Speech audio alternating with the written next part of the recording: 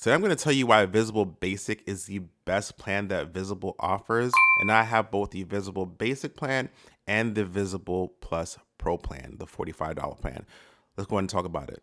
What's good, everybody? It's your boy Everton. And yeah, I've actually had Visible for like I've had Visible Basic for like 4 years. And basically the Visible $45 plan I've had for probably like the last almost a year now. To be honest with you, I don't notice a lot of differences. There are some that I'm going to call out very early.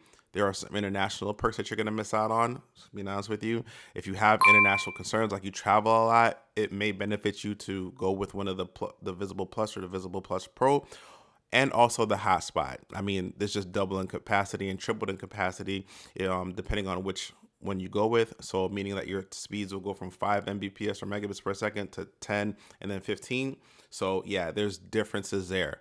But if you don't have international concerns and you're okay with 5 megabits per second on hotspotting to another device, sharing your data to another device, there's not enough of a difference, in my opinion, to actually jump to one of these higher tier plans. And let me explain it to you. And just a heads up, before we get into the video, there is a link to Visible. If you want to check them out, click on the link in the description. It'll take you right over there and show you any coupons that they have as well. Let's go ahead and get into it. So first thing I want to get out the way is that when it comes to voice, there is no difference. It's the same one-to-one, absolutely no difference when it comes to the voice, meaning the ability to call someone and have a clearer signal. It is the same on all three plans. Now, the difference comes in with the speeds that they allow you to have when it comes to the 5G data. Now, with a Visible Base plan, it states that they will allow you to stream 5G unlimited, and speeds on streaming networks will be capped to about 480p, which is, basically normal base resolution, right? It's not high definition at all. Then you go up to the Visible Plus plan, it gives you 1080. And then also when you go to Visible Plus Pro, it allows you to stream up to 4K. And that is what's written on their differences on their website. In my opinion and in my personal experience, both services, when I put on YouTube, they're both started around like 360 sometimes. It's usually similar. I conducted a test here, which I'll show. And it basically shows that I was able to stream 1440, which is a resolution that my phone is able to display at, and virtually no buffering. Virtually no buffering on the Visible Base plan, and I also have virtually no buffering on the Visible Plus Pro plan. So they're both able to stream extremely high definition. I didn't go all the way up to 4K. I just thought it didn't make any sense on a on a 2K display. But at the end of the day, virtually no difference, especially on a screen that small. But I did run a speed test showing, what the speeds are capable of getting. And after I ran the speed tests are different. Now, you do get 5G ultra wideband with the Visible Plus Pro and also Visible Plus. And you also get priority data. Now, priority data is a big deal to me because of the fact that when the network gets really busy, it carves out a lane or a space to make sure that you continuously get service. Now, on some carriers, this matters more than others. For the way that Visible has handled their priority data and deprioritization, when I've been on the Visible Basic plan, I do not really notice any difference. I can't tell you that I've actually significantly been like, man, my internet is significantly slower for some reason. Now, that is just something that can be personal to where I am.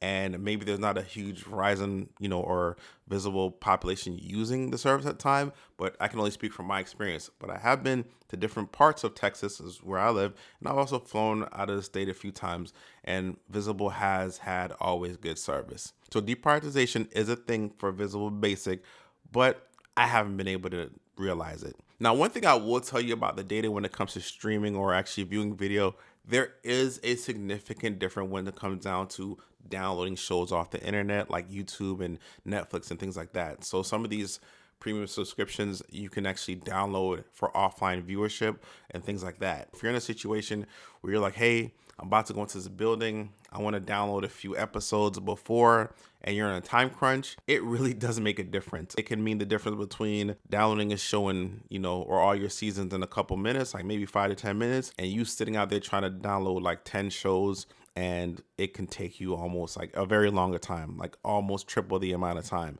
Now, when might this be significant? If you're going to travel on a plane or something like that, you don't want to pay for Wi-Fi, or there's no really like provided entertainment. You just want to have something on your device that you can watch. it does make a difference there. Now, most of my viewership is consumed through YouTube. I don't have Netflix, but I did run a fast.com speed test. A fast.com speed test draws data from Netflix's servers, and if there is a limitation, it'll be able to tell you. Typically, it's around 2 megabits per second that you'll be able to get down.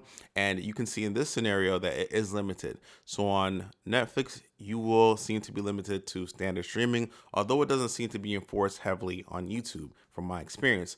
But here's the thing. That may be enough for some people to jump up to the next plan, the Visible Plus plan. Maybe they want high definition, or maybe you need 4K. But in my opinion, if this is something that you want to deal with, you can actually get a VPN for cheaper. You can get a VPN for $5 a month. Like if you commit for NordVPN for 1 year, and their 1 year plan, the service becomes $5 a month, and then you can actually bypass that. So if you want, you can get to 1080p, which is a $10 difference, or even go up to 4K, and that's a $20 difference, essentially putting back a lot of money in your pocket if you go for a 1 year plan with NordVPN. If a VPN, if you're not sure what it is, it's basically just a service that routes you through some secured servers. That way that your internet provider, which should be visible at the time, does not know what you're doing. Therefore, they can't enforce that speed reduction when you're pulling down data from Netflix, Hulu, or whatever else. So I have ran some speed tests, and there are certain things you do want to think about because the difference is significant. When you go into 5G ultra wideband versus 5G, you can get significantly more speeds. But something I want to pose to you is what can you do with those speeds? Seriously. I mean, YouTube isn't going to give you more data than is required.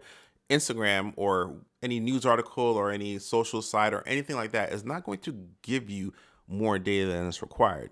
So with 60 Mbps per second down, you can do a lot with that. Everything that you really need to do. So I think of it like a car. My car, I got a Honda Accord. It has 160 miles per hour on the dashboard. Ask me how many times I'm able to actually be in a position to ever go that fast. The answer is 0, right? It's a number that to me is not significant to anything that it can do. For 2 reasons. Number one, the car was built with a restriction called a governor that doesn't let me go past a certain, certain amount anyway.